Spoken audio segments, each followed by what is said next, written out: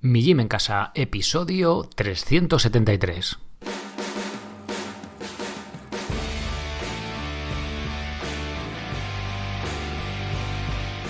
Muy buenas, bienvenidos a un nuevo episodio del podcast de Mi Gym en Casa, el programa, la radio donde hablamos de entrenamiento y de alimentación desde un punto de vista diferente e independiente. Bien, hoy toca entrevista, hoy vamos a hablar de alimentación, vamos a intentar cerrar un poco, sin haber llegado al fondo del asunto del todo al final, porque creo que en estas cosas es difícil hacerlo, pero bueno, al menos estoy seguro de que he profundizado más allá de rascar con las uñas en la superficie, que hemos clavado hilazada y por lo menos hemos hecho un buen agujero en intentando investigar este asunto complejo del pan que queda ahí a caballo entre es algo evolutivo, no es evolutivo, bueno, ya sabéis, todas estas etiquetas que nos gusta poner cuando hablamos de alimentación. Bien, es una entrevista que voy a dividir en dos partes a Ricardo. Ricardo es nutricionista, lleva también a deportistas y es experto en este mundillo del pan. Ahora le vais a escuchar. La verdad que se nos ha ido la entrevista total casi a 2 horas, porque no sé qué pasa, que yo cuando estoy delante de una persona que sabe, pues me pica la curiosidad y empiezo a irme por las ramas, más que yo que le he entrevistado, y hemos empezado a hablar, queríamos hablar solo del pan y hemos empezado a hablar que si low carb, que si keto para deportistas, que si ayuno, que si la fructosa es la fruta, la cantidad recomendada de fruta, que como lo veía él también. Bueno, pues hemos empezado también un poco a profundizar en estos temas, ¿no? Que siempre me gusta contar con puntos de vista diferentes y además esta entrevista la verdad que se ha tomado la molestia, Ricardo, de tener de estudiar la documentación, vamos, los artículos, los podcasts que ya habéis escuchado en el podcast y en cosas que él no veía bien. No, pues yo no estoy de acuerdo ahí, yo eso no lo veo de esta manera y la verdad que creo que es la forma en que todo podemos aprender y que sale un debate enriquecedor, obviamente desde el respeto y vamos, y buen rollo. Y bueno, también pues como os digo siempre, ¿no? Para que vosotros saquéis vuestras propias conclusiones. Me escucháis a mí, escucháis a él y vais pues teniendo más información, ¿no? Y para que vosotros, bueno, pues sacáis vuestras propias conclusiones que se adapten también a vuestro punto de vista y tal. De aquí no se trata, ya sabéis, ni de adoctrinar ni nada por el estilo, ni de llevar la razón. Por cierto, que casi se me olvida, desde hoy mismo, 1 de febrero de 2021, ya tenéis el podcast de Mi Gym en Casa en todas las plataformas en abierto y ya actualizado. Al final lo iba a hacer durante 2 o 3 meses, pero me he liado el mes de enero a publicar los episodios antiguos en las otras plataformas y ya lo tenéis actualizado y de hoy en adelante también va a ser así. Vais a escuchar el episodio de los lunes en todas las plataformas, iVoox, Apple Podcasts, Spotify, Google Podcasts, en fin, todas las que hay que se alimentan con feeds. Y luego ya sabéis el podcast premium, desde migymencasa.com o desde Podcast Republic si tenéis Android o Apple Podcast. Bien, y también os recuerdo que para escuchar esos episodios premium, acceder a todos los planes, cursos y rutinas, vamos, entrenar conmigo, con soporte o sin soporte, como mejor prefiráis, os vayáis a migymencasa.com y os hagáis socios. Bien, pues os paso ya directamente con la primera parte de la entrevista con Ricardo. Buenos días, Ricardo. Bienvenido al podcast. Buenos días, Sergio. ¿Qué tal? Muy bien. Bueno, muy agradecido de que te has querido venir por aquí a debatir abiertamente. No voy a decir discutir, voy a decir debatir. Porque además, bueno, como hemos comentado fuera de antena y por correo, que tenemos puntos de vista bastante diferentes en algunos aspectos y pues creo que puede ser enriquecedor para los oyentes. Claro, pero al final confrontar ideas pues es un poco lo que nos lleva a mejorar y yo creo que aquí está que podemos aprender tanto tú de mí como yo de ti, que es un poco de lo que se trata. Exactamente. Bueno, cuéntanos un poco quién eres y a qué te dedicas, para que los oyentes sepan un poco con quién estamos hablando. Bien, pues yo soy dietista nutricionista, es pues la carrera universitaria de nutrición, luego también está el técnico superior, que es un ciclo. Y nada, pues me dedico a trabajar por aquí, por Galicia, ¿no? Tanto en consulta física presencial en Lugo como online, ¿no? Y realizo pues tema de menús, hago talleres, por ejemplo, charlas, me dedico un poco a todo lo que tenga que ver con el mundillo de la nutrición. Ya llevo 6 años un poquito dando caña, primero por el sur de Galicia y luego pues al final me he acabado subiendo y ahora pues estoy abordando un poquito el tema del online y eso, creciendo poco a poco. Y Y tengo también, bueno, Perdona, pues perdona. nada, que también iba a decir que también me dedico, bueno, empecé ahora con el tema de los podcasts, aunque soy un novato comparado contigo. Y bueno, pues también tengo ahí uno en la recámara. Bueno, pues, ¿pero lo has sacado ya o todavía no? Sí, de hecho tengo como 9 episodios ya, o sea, si quieres ver y tal. Que se Vale, llama Nutriskeptic, anda en Spotify, iVoox y iTunes también. Pero bueno, lo grabo así hay entrevistas que las grabo con Zoom, no conocía Zencast, que es el que utilizas tú, así que tendré que el que echar un estamos vistazo. utilizando. Está Sí, bastante bien. sí, Vale, sí. luego lo pongo en tu podcast en los enlaces al final del episodio.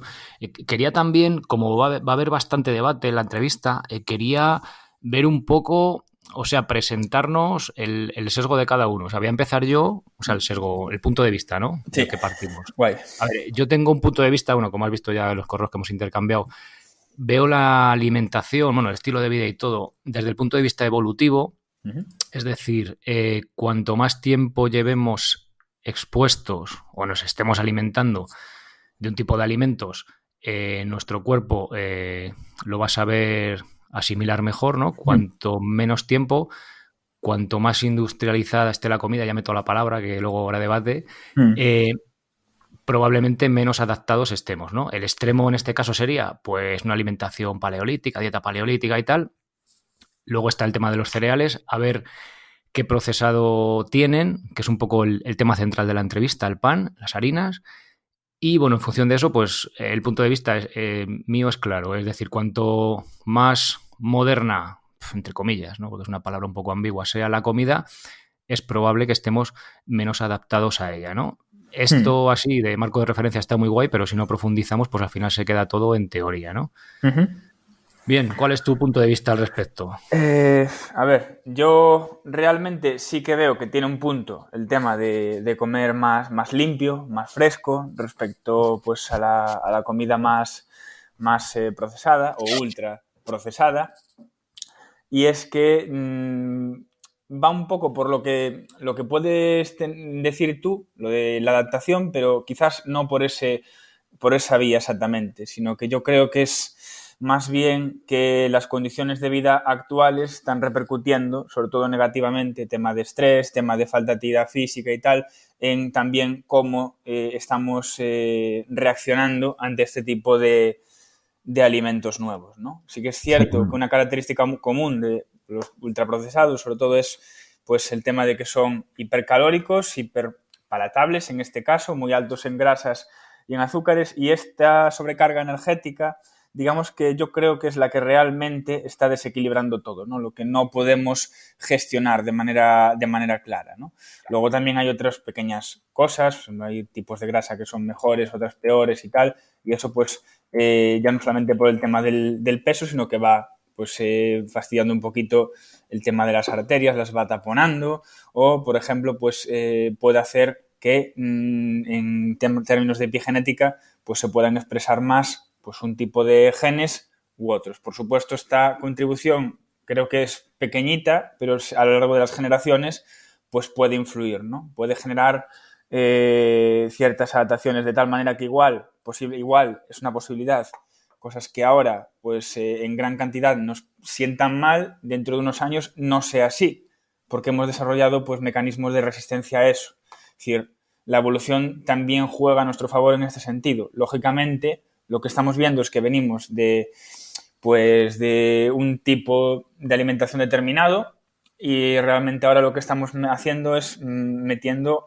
pues otro conglomerado de ingredientes, otro conglomerado de alimentos altamente calóricos y que pues al final todo puede influir negativamente, ¿no?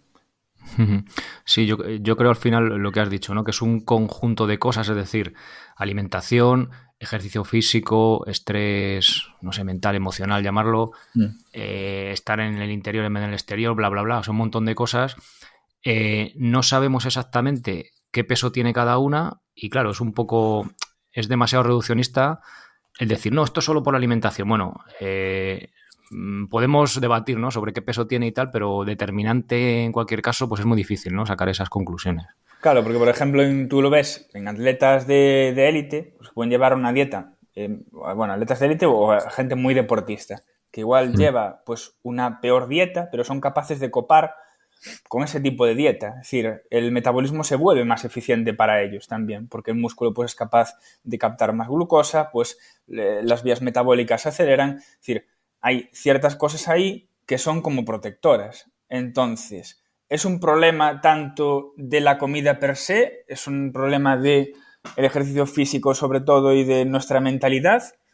Pues ahí está un poco el peso de la cuestión. Quizás de las dos cosas, para mí, creo que tira un poquito más también por el tema del ejercicio físico, en mi opinión, ¿eh? Pero... Mira, ya que hemos abierto el melón, vamos a seguir por aquí. Vale, vale. Mira, de hecho, lo tenía preparado, ¿no? Para hablar sobre ello.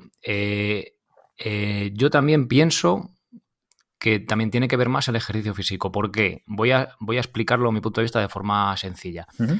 Si tú tienes imagínate que nuestro cuerpo, ¿no? Todo el sistema es como una caldera que quema de lujo, que no deja nada de carbonilla, aunque le eches mierda, por decirlo de forma así clara y un poco malsonante. Al final sí va a dejar algo de residuo, pero es que tienes una caldera que eso funciona de maravilla, ¿no? Al final, si siempre le estás echando un combustible malo, pues eso se va a ir medio estropeando. En cambio, si tú tienes una caldera que haces una llamita pequeña, pues si le echas palitos finos y que queme muy bien, pues oye, si tienes ese cuidado, es posible que no se te ensucie, ¿no? Tal. Pero si le echas, encima que tienes poca llama, le echas un mal combustible, pues eso... Hombre, y efectivamente, y ahí se ve, por ejemplo, en el tema del rendimiento, ¿no? Que comiendo un poquito mejor, pues ya mejoran sin necesidad de suplementos ni nada de este estilo, pero porque pues también mejoran las digestiones, pues también tienen los nutrientes de manera más rápida, etcétera, etcétera. Claro. Va un poco por ahí. Claro. Bueno, o sea, ¿tú crees que tiene más importancia? A ver, obviamente, o sea, partimos yo creo los dos de la base de que ambas, ejercicio físico y alimentación, habiendo otras que no vamos a entrar hoy, bueno, si salen, que salgan, es más importante el ejercicio físico. Yo creo que sí, yo creo que tira un poquito más, sí. Yo también estoy de acuerdo. Pero que ambas tienen un papel, sí, desde luego. Sí, desde luego. Mira, de hecho, Staffan Lindeberg, no sé si lo conoces, ha escrito un libro así, es el del estudio de Kitaba, el de Food and Western Diseases, que habla de, pues eso, de las enfermedades modernas a través de la alimentación y tal. En el libro, otro día que lo estaba releyendo, decía que para él, fíjate, o sea, a pesar de ser un científico, bueno, ya falleció, pero mirando en ese sentido la alimentación, la dieta más del punto de vista evolutivo tal, y decía que tenía más peso el ejercicio físico que la alimentación. O sea, a pesar de ser un estudioso en el otro campo, porque al final lo que decimos, si tienes un músculo que pues eso, te puede servir como buffer, no me sale la palabra ahora en castellano. Sí, tampón, sí, efecto tampón, sí. Pico de glucosa, etcétera. O sea, que es que a nivel metabólico tiene un montón de mecanismos aquí porque podemos explicar, ¿no? Y liarnos a decir cosas, pero al fin y al cabo es eso. Si tu cuerpo está sano, porque de hecho, volviendo al punto de vista evolutivo, nuestro cuerpo, a ver, las personas de cazadores-recolectoras no eran atletas de élite, pero su cuerpo estaba en forma, ¿vale? Entonces, si tu cuerpo no está en forma, digamos que ya está enfermo, porque tu cuerpo está preparado para que esté en forma, no un atleta de élite, pero que esté en condiciones, ¿no? Entonces, en el momento que ya eso falla, el resto ya va detrás y va mal. Tú piensas que en aquella época, pues bueno, o sea, los peligros eran constantes. También vivían mucho menos, lógicamente, porque ahí las enfermedades, pues evidentemente al no tener la medicina moderna, pues es tremendo, ¿no? Pero sí que es cierto que el ejercicio pues jugaba también un papel protector y defensivo para ellos, ya incluso más recientemente. O sea, hay poblaciones que no están recibiendo, pues por ejemplo, los requerimientos que te podría decir ahora pues la FDA o te puede decir la Unión Europea a nivel científico, pero sin embargo pues también están sanos, ¿no? La característica en común de todos estos pueblos que a menudo se evalúan es sobre todo pues que hacen pues un mayor ejercicio físico. Entonces, puede ser que eso, pues a nivel de salud, pues esté ayudando a lo que viene siendo pues evitar otro tipo de problemáticas. Lógicamente la nutrición acaba aflorando de alguna manera u otra, pero que te puede alargar la vida es innegable. Es algo bastante importante. Sí, es todo un compendio. Habías dicho que, bueno, que estaban en constante peligro. Yo no lo veo así. O sea, creo que tenemos un punto de vista muy Distinto. del cavernícola, ¿no? Que viene el león y te come. Vamos a ver, si Mm. viene el león y te come, o sea, si viene el león, te come seguro. Mm. Pero me refiero a que estudiando pueblos, o sea, cazadores recolectores de hoy en día, de hecho, trabajaban mucho menos. Había ejercicio físico, pero no, ya te digo, una cosa exagerada ni mucho menos. O sea, con un poquito, no sé, bueno, sería también tema de debate. Luego, lo que viven menos, había mucha mortalidad infantil, bastante más alta que la que tenemos hoy en día, por suerte, pero una vez llegados adultos vivían, bueno, el estudio que te comentaba, el estudio de Kitaba, Ujú. había gente que vivía 90 años, había alguno de 100, o sea que sí que luego llegaban a unas edades pero claro, en una infección pues podías fallecer, ¿no? Pero lo de la esperanza de vida también es un tema de debate, bueno, que tampoco quiero entrar porque si no, No no acabamos. llegamos al tema de hoy, Ujú. pero bueno, que sí que hay, pero al final son un montón de matices, ¿no? Que vamos tocando. Ujú. Perfecto. Bueno, Ricardo, a ver, pasamos de tema. Oye, hablamos ya del tema, hemos hablado del deporte, la alimentación, del tema low carb y todo este pequeño debate antes de meternos con el tema de las harinas, ¿te parece? Vale, pues si quieres, sí. Bueno, pues como en la presentación has dicho que, bueno, que eres nutricionista, pero también sé que llevas deportistas, no sé si de élite, pero vamos, de competitivos de cierto nivel, remeros. ¿Qué opinión te merece el tema de la dieta baja en carbohidratos, no baja Eh, en carbohidratos? yo creo que la baja en carbohidratos está bien para ciertos contextos. Yo soy deportista, o sea, nutricionista deportivo. Y bueno, ¿qué pasa? Lo que nos dice la ciencia hoy en día es que realmente las estrategias low carb, digamos, son no ofrecen ventaja frente a una middle carb, por ejemplo, o high carb, pero tampoco desventajas en cierto tipo de ejercicios físicos. Es decir, los ejercicios normalmente pues, de corta duración, pues, por ejemplo, tipo HIIT, o que no llegan a producir un desgaste de glucosa masivo, ¿no? Por ejemplo, digamos, entrenar pues, más alargado en el tiempo, pues pueden tener igual resultado que pues, personas que consumen carbohidratos. Entonces, hay ciertos tipos de ejercicios en los que puede ser pues, más adecuado que otros, pero pues a nivel práctico lo que se observa a nivel de rendimiento con relativa frecuencia es casi siempre pues inclinando la balanza hacia las dietas más ricas en carbohidratos frente a las bajas en carbohidratos, por lo menos en lo que a consecución de tiempos o gestas se refiere, porque pues al final la glucosa es, digamos, el mecanismo más rápido que tiene el cuerpo para poder contraer los músculos, ¿no? Luego después, ¿qué pasa? ¿Se puede sacar de una dieta keto glucosa? Efectivamente, se puede. Lo que pasa es que no es tan eficiente ni te proporciona esa glucosa de manera tan rápida. Por tanto, esto puede ser fundamental en tema del rendimiento. Y me gustaría poder decir lo contrario, ¿sabes? Es decir, pero realmente, pues a nivel de evidencia, no hay posicionamientos de igual, pues la keto pues se pone como alternativa superior a esto. En todo caso, pues igual o pues ligeramente inferior en determinados ejercicios, ¿no? Pero depende mucho, mucho, mucho también de la persona. También vemos a veces gente fuera de lo común, pues que igual te hacen un trail de la hostia, ¿no? En keto y cosas así, y te echas las manos a la cabeza diciendo, oh, esto es una cosa impresionante, ¿no? Pero bueno, que siempre va a haber sujetos que son increíbles. O sea, gente que te puede completar pruebas sin beber, cuando sabemos que la hidratación pues, es fundamental. Entonces, va un poco por ahí el tema, ¿no? No mirar el bosque, o sea, mirar el grosso modo y no quedarnos con los casos individuales, que los hay. Yo también opino igual. De hecho, yo he probado dieta baja en carbohidratos, ni ser, vamos, no siendo keto siquiera. Y el rendimiento, ya te digo, de deportista aficionado se nota. Y de hecho o sea, te sientes mejor. El día que o sea, te pones a correr, por ejemplo, es que vas mejor, vas más rápido y vas más cómodo o sea, va todo mejor. Por lo que dices, al final, en el momento que cruzas el umbral aeróbico, tiras más de glucosa, ya no te digo en anaeróbico. Claro, pues si no tienes glucógeno en el músculo, el rendimiento pues va a ser Sí, te fatigas, te va a ser fatigas mejor, va a ser antes menor. y todo esto, ¿no?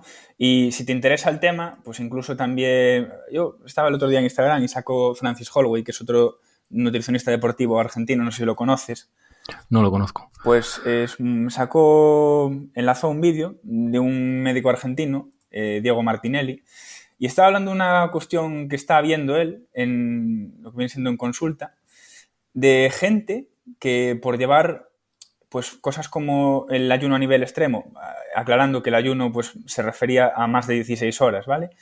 Y en el tema de la keto, pues también llevado a medio largo plazo, lo que estaba viendo es que se producía pues una especie de efecto depresor y efecto adictivo, ¿no? Porque es como él explicaba que a corto plazo como que se produce, digamos, un cambio en el eje hormonal que produce una euforia, por eso te sientes bien los primeros días a la hora de practicarlo, pero que después para producir ese mismo estímulo tenías que ir incrementando pues la exigencia con ese tipo de planteamientos, que si no, no te daba la misma sensación. Por eso al cabo de un tiempo lo que se producía era pues una especie de astenia, de fatiga, etcétera, que revertía pues con la toma de carbohidratos, o como él comentaba, pues para reequilibrar de nuevo el tema de los transmisores, pues lo que hacía era, creo que daba algo parecido a la aspirina, me parece, o arginina era, creo que estaba arginina, me parece que era. Y no sé, me pareció interesante porque no lo había visto desde ese punto de vista y siempre se nos queda, siempre vemos estas dietas o planteamientos, ¿no? Desde un punto de vista de resultados de peso y tal, pero a veces no nos fijamos en el aspecto psicológico o a nivel mental que pueden producir, ¿no? Y creo que vale la pena darle una vuelta en pros y contras antes de decidir ponerte a hacer una cosa u otra. Por supuesto, la dieta keto se utiliza sobre todo, por lo menos por mis compañeros nutricionistas, a nivel cortoplacista, o sea, en periodos específicos y corto plazo. No he visto realmente por lo menos, ya te digo, los buenos que conozco yo que lo lleven mucho más allá, en plan de un año haciendo dieta keto ni cosas de esas, ¿no? Sino que lo van como una especie de ciclando, ¿no? A lo largo del tiempo. Al final es un estrés, ¿no? La dieta keto, el ayuno, es un estrés al cuerpo que a cierto nivel, en cierta situación, es positivo, pero claro, más de eso al extremo, pues al final acaba siendo negativo. Al final le das una cera al cuerpo, por decirlo así de forma clara, que te va fastidiando más que beneficiando, ¿no? Porque una cosa sea buena, hacer mucho de eso no va a ser mejor. Y es que además también estrés también para con el estilo de vida, ¿no? Porque tú vas a comer a cualquier lado, casi todo lleva carbohidratos, o sea, es que no te quedas sin opciones para muchas cosas, ¿no? Entonces sí que es cierto que es una importante tara a nivel de estrés. Pues bueno, y luego te iba a decir también, ya por cerrar un poco este tema de los carbohidratos y tal, bueno, por cerrarlo, que ahora vamos a hablar del pan. Sí. Claro, una dieta alta en carbohidratos no significa que sean todo carbohidratos refinados, es decir, hay bastante diferencia en que sea alta en carbohidratos sanos, por decirlo de una forma, que sea todo refinado, ¿no? Que aunque seas deportista, que tengas una buena sensibilidad a la glucosa y puedas asimilarlo bien. Sí. Que no va ligado una cosa a la otra, vaya. Vamos, que tu pregunta es si... O sea, alto en carbohidrato no significa barra libre. No. Claro que no. O sea, tienes unos márgenes, ¿no? Y lógicamente, incluso aunque seas un deportista de alto nivel, vas a tener semanas de carga y semanas de descarga. Entonces, una dieta que sea más alta en carbos, o sea, un deportista no la mantiene toda la temporada. O sea, va jugando pues con eso y lógicamente pues también depende de la actividad física. Me gusta, o sea, mi modo de trabajar va persiguiendo un poco eso. Sobre todo pues intentar acercarme a las demandas que se pueden producir en determinada actividad o con determinada carga y ajustar ahí pues lo que a mí me pueda interesar, ¿no? Pero nunca trabajo con el mismo... O sea, yo soy defensor de esto de los carbohidratos, pero tampoco soy un nazi ahí del tema de, ¿no? De meteos 4.000 platos de pasta, ¿no? Porque, lógicamente, eso va a producir, pues un superávit calórico y va a hacer más mal que bien. Entonces, no nos interesa eso.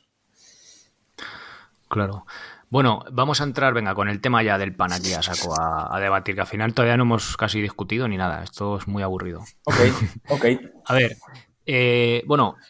Ricardo, tú has estado o sea, tienes formación en el tema este del pan, has estado, bueno, a raíz de yo hablar voy a contar aquí abiertamente, con los chicos del amasadero, con Rodrigo, me pasó tu contacto, que eras el que, digamos, le analizaba el pan para saber los micronutrientes que tenía y tal, ¿no? O sea, que tienes cierta formación en este campo también. Claro, yo les dije un poco, sobre todo qué cosas tenían que ir a buscar, y los análisis los hizo la Universidad Pablo de Olavide, ¿no? Lógicamente, pues lo que te comentaba, ¿no? Pues hay ciertas partes pues, que no son controladas porque no se trata de un estudio, ¿no? Sino que se trata de algo, pues, a priori para conocer un poco más.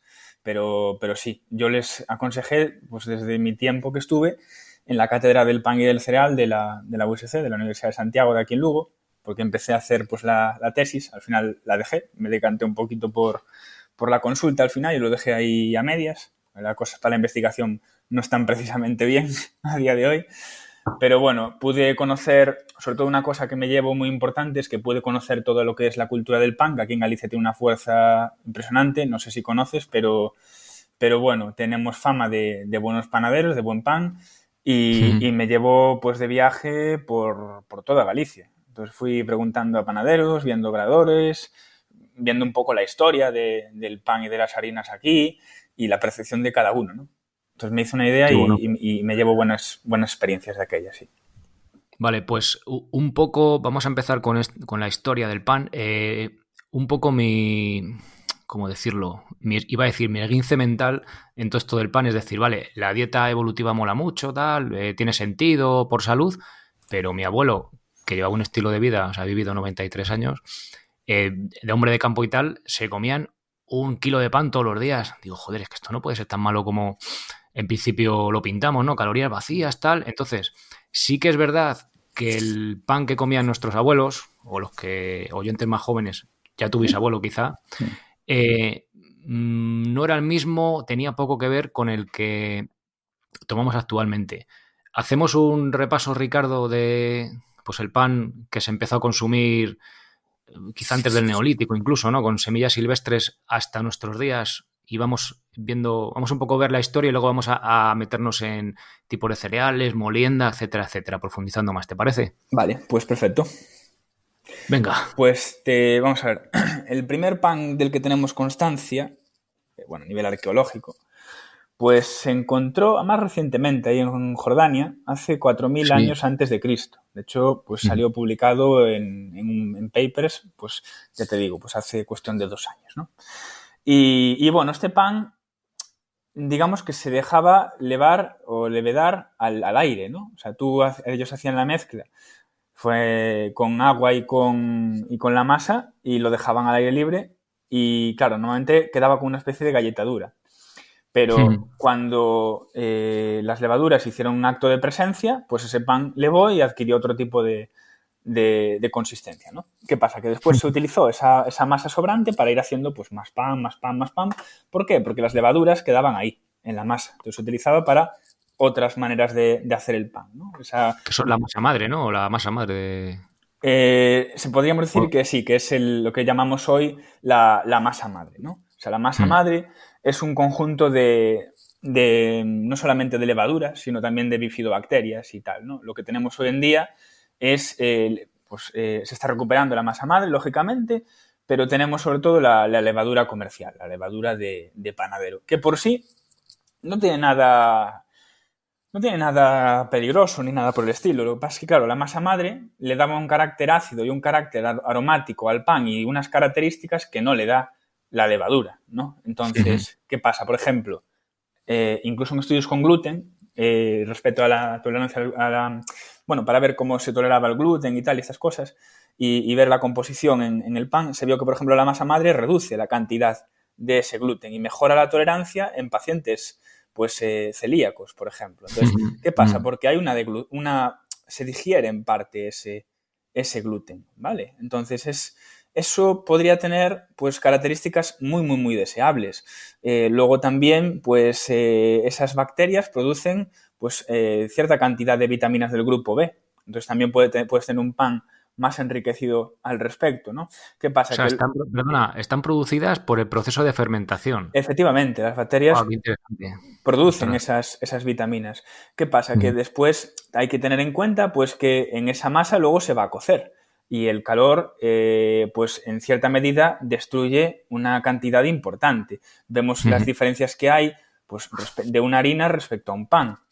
Entonces, siempre se va perdiendo algo. Por eso intentamos que los panes, pues, sean integrales, ¿no? Porque el integral, pues, ya la propia cáscara que tiene de fuera y tal, pues, todo eso, aparte de aportar más vitaminas, también va protegiendo esas vitaminas y esos minerales de esta destrucción por parte del proceso de calentamiento. Entonces, por eso insistimos tanto en eso. Es curioso que, a medida que avanzamos en el tiempo y nos vamos ahí al tema del Imperio Romano, el proceso de pan ya se había masterizado, ya había gremios, había obradores de panaderos, ya estaba como muy, muy ahí, ¿no? Incluso los panaderos gozaban de una cierta, digamos, un cierto prestigio, ¿no? A nivel social. Se les consideraba, eran bien considerados. Normalmente se le daba al revés que ahora, que el pan blanco es apreciado y por sus características el pan trigo denostado, aunque se está recuperando, pues antiguamente era al revés. Normalmente el pan integral iba para los menos pudientes y el pan blanco iba para las clases altas. ¿Tú te acuerdas, perdona, ¿tú te acuerdas de Heidi? ¿Has visto Heidi? Sí, sí. Que le mandaba a la abuelita de Pedro a coger panecillos a Frankfurt de pan blanco para la abuelita. Pues es eso, o sea, y eso es de antes de ayer, ¿no? O sea sí. Lo que comentas de los romanos lleva pasando miles de años, ¿no? O sea, Claro. O sea, sí. Y se van, o sea, con el tiempo se han revertido los papeles. O sea, ahora parece que ese pan integral, ese pan pues más durito y tal, como que esto no sabe, esto una mierda, ¿no? Entonces lo quitan para un lado. Pero, joder, realmente tiene muchos beneficios. Llegamos hasta tal punto que en la época de las guerras mundiales, que sí que se trabajaba pues esto del pan blanco y tal y cual, lo que a raíz de ahí se empezó a fortificar el tema del pan, porque, joder, pues un pan blanco, pues lógicamente, da ciertas carencias de vitaminas. Cuando tú como sociedad dependes en exclusiva o en mayor parte de un alimento, de hecho el pan es alimento básico en bastantes culturas, en el momento en que te empiezan a faltar ese tipo de vitaminas y la gente no tiene recursos para alimentarse de otra manera, pues urge vitaminar o enriquecer este tipo de alimentos, ¿no? Hoy en día se da mucho con el caso de la vitamina D, que está en todos los lados, o sea, la fortifican en todos lados para prevenir este tipo de cosas, este tipo de deficiencias. Pero bueno, ya que ellas pues fue tema de las vitaminas del grupo B y tal, en los años... de hecho, hubo un problema más recientemente en Estados Unidos, ¿no? Porque se llegó a plantear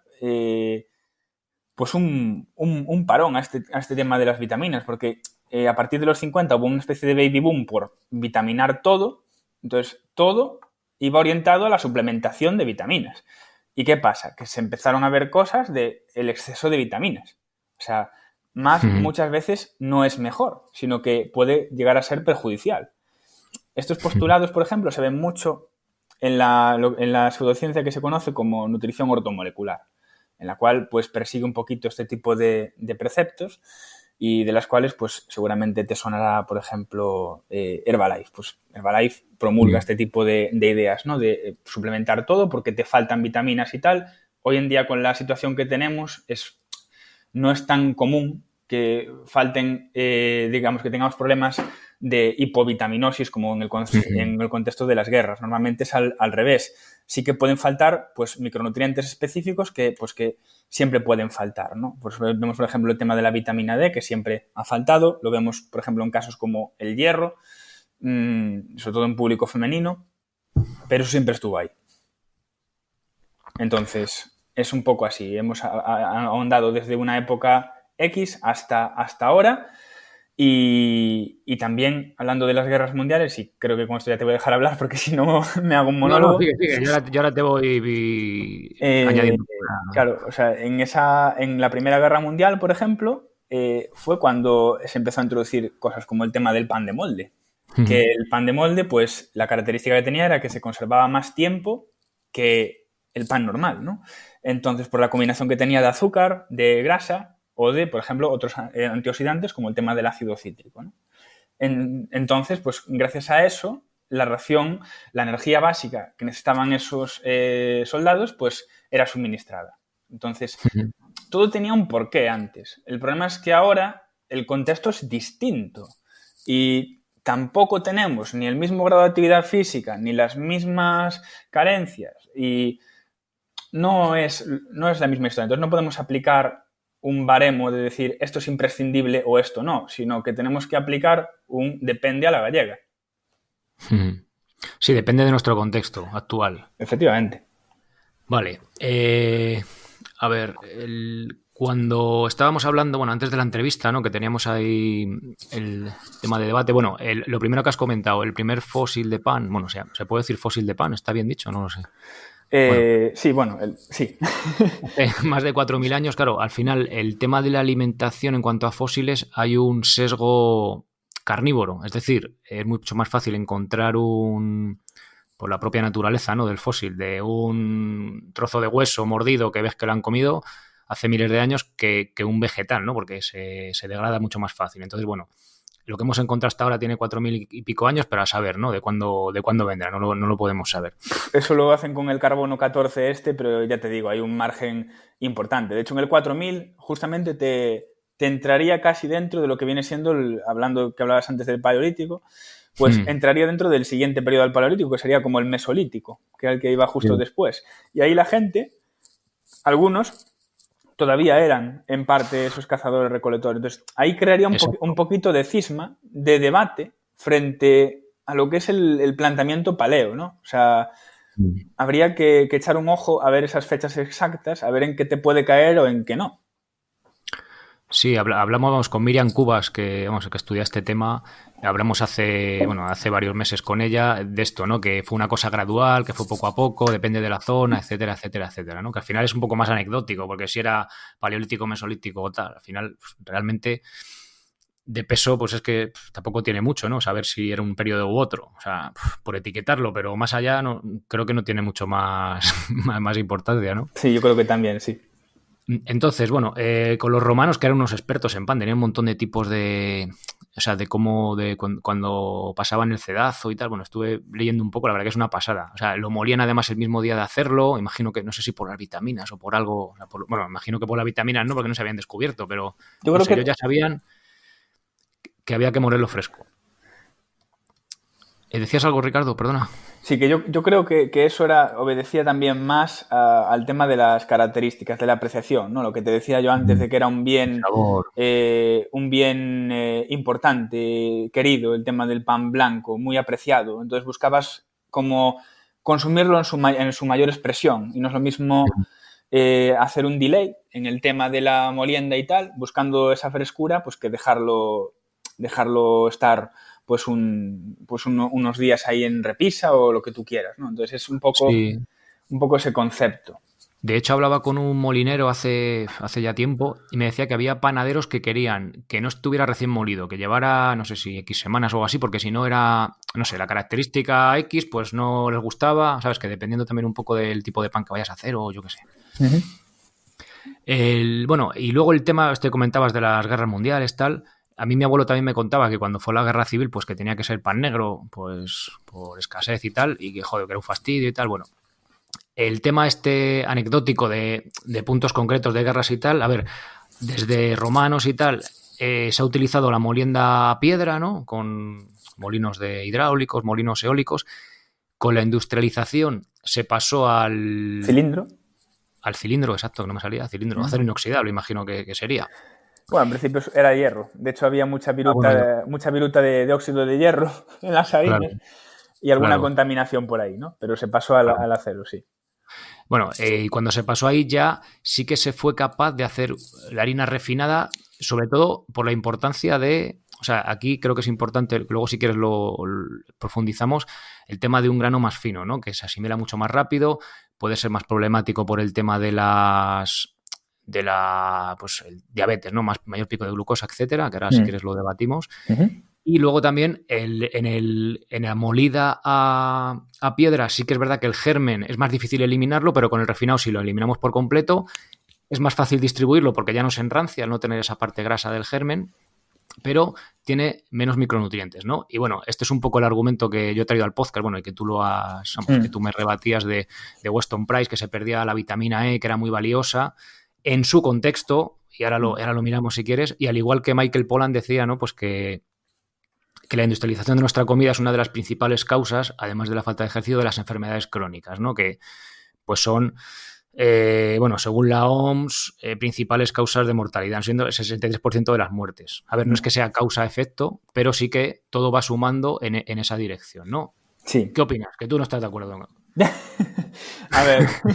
A ver, yo creo respecto por supuesto, el contexto para mí es súper importante. O sea, Claro, de hecho, lo vemos en estudios de nutrición observacionales que dicen la gente que muestra un mayor consumo de este alimento pues presenta una probabilidad X aumentada de tener diabetes. Bueno, pues depende, porque muchas veces lo que se ve en este tipo de estudios, a veces cuando los investigas un poquito más a fondo, es que si no controlan, por ejemplo, otro tipo de hábitos, ya sea fumar, ya sea alcohol, ya sea, por ejemplo, la toma de frutas y verduras, cosa que es súper importante porque, entre otras cosas, una de las funciones de estas frutas y verduras es prevenir cosas como la diabetes, por ejemplo, pues... Espera, perdona, pero la fruta tiene mucha fructosa, eso es malo, ¿no? Pero no... A ver, no, porque...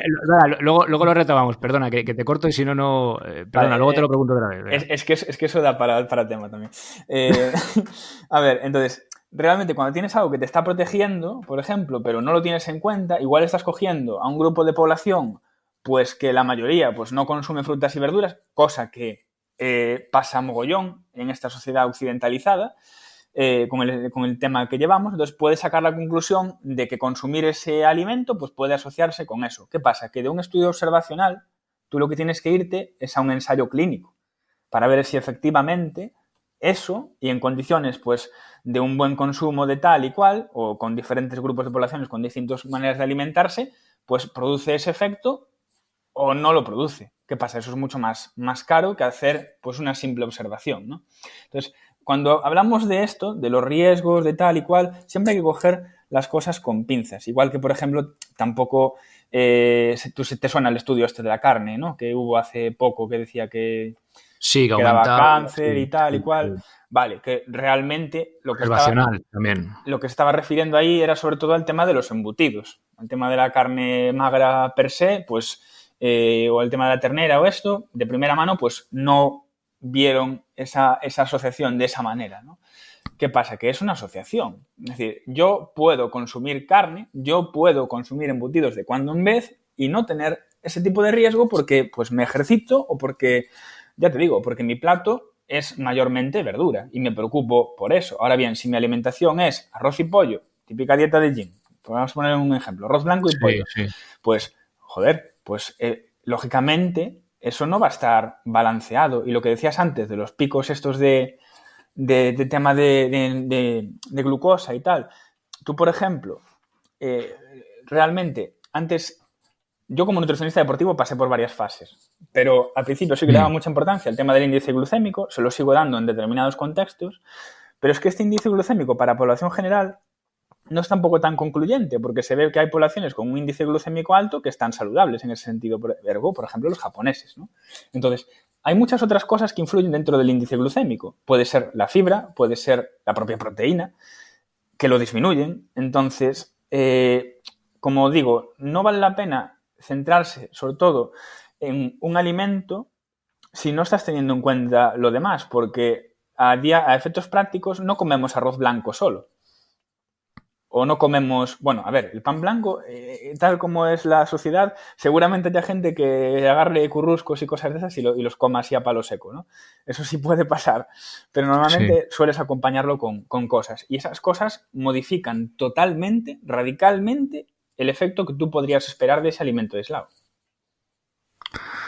Ya. Es que es eso, que es que centrarte solo en un... Es lo que hemos hablado al principio, ¿no? O sea, es decir, la industrialización de la comida colabora en las enfermedades crónicas por el tipo de harinas refinadas, con ultraprocesados que comentas.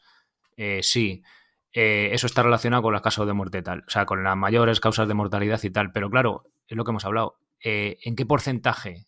¿En qué persona? A lo mejor tú que eres una persona sana porque comas un poco peor, pues el porcentaje no es significativo. En cambio, si no haces ejercicio y además sumas esto y lo otro, pues tienes todas las cartas, ¿no? Claro, entonces ahí entra en juego mucho pues la política que tú quieras hacer. O sea, es innegable que tienen características negativas este tipo de alimentos, ya sea por el tema calórico, ya sea porque pueden tener, yo qué sé, polialcoholes y a nivel gastrointestinal, pues por ejemplo, no son muy beneficiosos, por ejemplo, ¿no? Pero sobre todo pues si es un consumo crónico. Pero que tú, por ejemplo, Sergio, te comas un pastel de la pastelería o te vayas a comer pues una pantera rosa un día y tú eres un tío deportista y tal y comes bien toda la semana, no vas a morir. O sea, posiblemente no te pasa absolutamente nada. Claro. No, y si lo tomas, mira, nosotros en casa todos los años, el día de Reyes, nos comemos un roscón cada uno. Porque Hostia. sí, casi no comemos de esas cosas, pero el día ese sí. Si encima se entrena por la mañana, que tienes los músculos esperando, ¿no? Esperando glucosa para recargar de glucógeno, etcétera, pues el impacto va a ser mínimo. Coño, si todos los días te tomas un roscón, pues ya, Claro, pues ahí hay un habrá que ver, ¿no? problema. El impacto. ¿Qué pasa? Que con la comida ultraprocesada o industrializada se hace mucha publicidad de ella. Entonces te entra por las orejas, está en todos los lados y tal. Hay que ponerle coto a eso. Porque, joder, lógicamente tienes una sociedad que consume principalmente eso y no te interesa. Entonces eso es quizás lo que más hay que cambiar. Educar a la población y no permitir pues este tipo de campañas, ¿no? Porque si lo ves, te lo comes. Eso es una norma, vamos, impepinable. Joder, pero ahí, macho, fíjate, hemos debatido, ¿no? Ahí fuera de antena decíamos, no, la industrialización, todo. Parece que la industria es el malo, ¿no? Y cuando los que divulgamos así este tipo de cosas de alimentación, pero es que la industria, o sea, eso está ahí, ¿no? Y la publicidad, sí, o sea, joder, es muy potente. Sobre todo, además, a mí para los niños me parece aberrante, porque, joder, le meten ahí.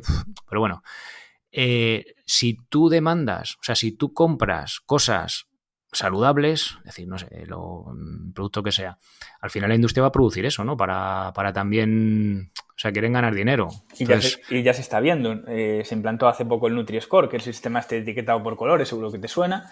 Pues el Nutri-Score, que es un sistema de etiquetado de A a la E, de A mejor producto, E menor, que puntúa pues según contenido en azúcares, tal y cual. ¿Qué está haciendo ahora la industria? Pues coge y te mete pues carbohidratos semicomplejos o para reducir el contenido en azúcar o te modifica pues este tipo de grasa y te mete otra. Entonces, claro, como deja de puntuar tan negativo, tienes un producto que no es tan saludable, pero que tiene una mejor nota. Por tanto, lo que están haciendo es como clarear esa imagen. Lógicamente, están siguiendo lo que la sociedad les dice. La sociedad dice, los azúcares son el problema, vale, pues dejamos el azúcar y petamos los productos de grasa. ¿La grasa es un problema? Vale, pues no pasa nada, pues petamos todo de azúcares. Que ni los azúcares ni las grasas, pues venga, pues le metemos que sí edulcorantes y al final pues te subimos aquí esta proteína de mala calidad porque te gusta que los productos sean a tope de proteína. Pues claro.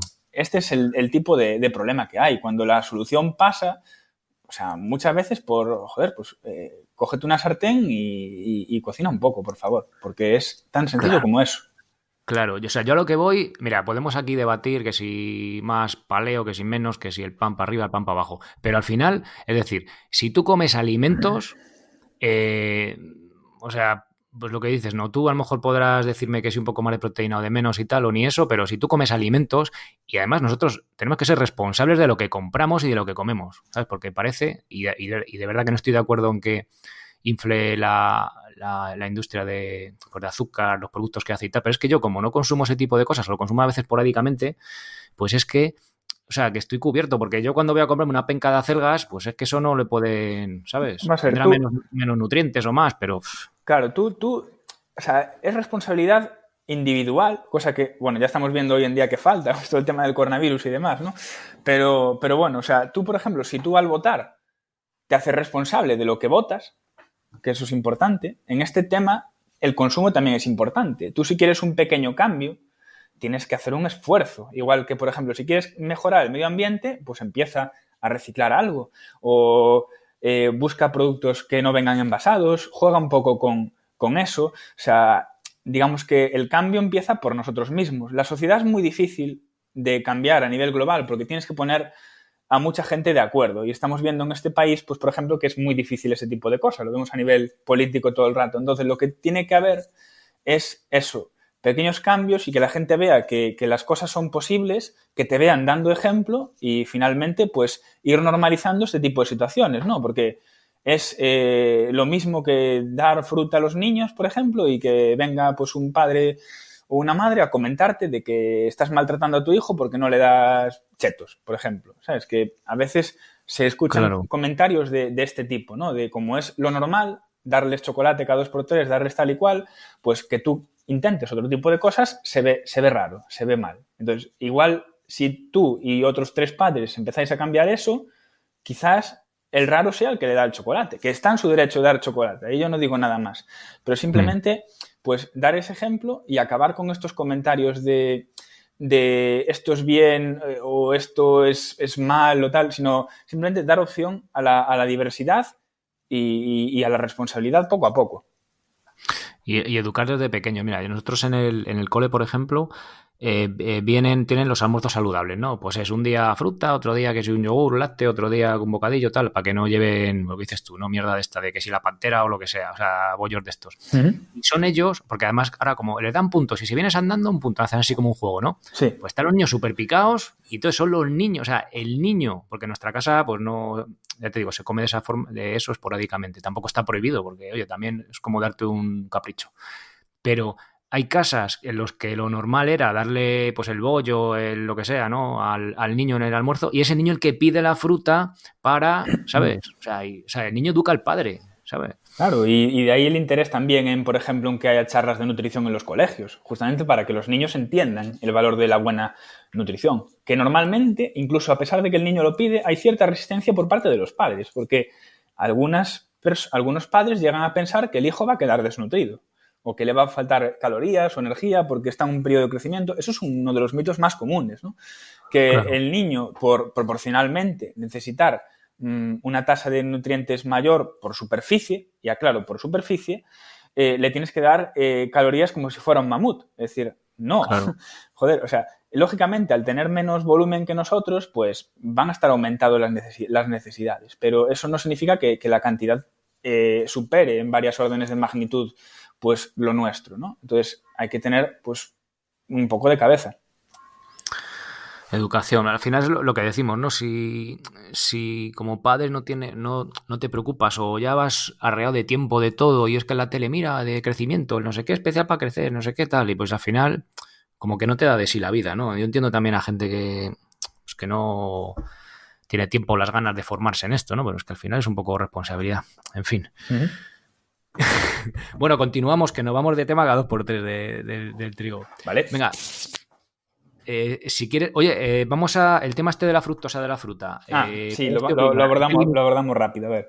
Hay que limitar la cantidad de fruta. Si eres deportista, si eres sedentario. Claro, lo que se ve en los estudios al respecto es que los estudios que hablan del potencial efecto negativo del tema de la fructosa se refiere sobre todo a, digamos, a sirope o jarabe que se utiliza en otro tipo de preparados, como pues refrescos o otro tipo de productos más dulces, ¿no? Cuando hablamos de la fructosa que está embebida dentro de lo que viene siendo la fibra de la fruta y está dentro de esa matriz de aminoácidos, de vitaminas, de minerales, realmente este efecto pues, no se aprecia. De hecho, mayor consumo de fruta se asocia con disminuciones en el peso, mejoras del perímetro de cintura, mejoras de los parámetros de glucosa, de lípidos, es decir... Pero perdona, Ricardo, pero nuevamente se asocia. Es una cosa observacional que tampoco podemos... O sea, no tenemos una evidencia de peso, ¿no? Para sacar conclusiones. Bueno, en este caso tenemos clinical trials de eso también, ¿eh? Tenemos ensayos clínicos en este caso, ¿eh? Sí. De hecho, se han hecho pruebas con este tipo de fibra. De hecho, lo del sirope este de fructosa y tal, parte de eso. No lo podríamos saber si no. Entonces sí que vemos un poquito este tipo de cuestiones, ¿no? Entonces, en el tema de la fruta sí, es algo que está bastante bien estudiado. De hecho, si quieres estudiar un poco más de esto, creo que Centinel, Luis Jiménez, que es creo que tiene unas entradas sobre esto justamente, ¿no? Entonces, hablaba él de que, por ejemplo, pues una dosis mínima de 3 frutas al día, que es lo que se suele recomendar, pues que estaría bien, que tiene una serie de beneficios. A partir de 5 o 6, esos beneficios se dejan de observar, o sea, no siguen incrementándose a nivel de dosis-respuesta, pero tampoco hay efectos negativos reportables. Entonces, como no hay esos efectos negativos reportables, el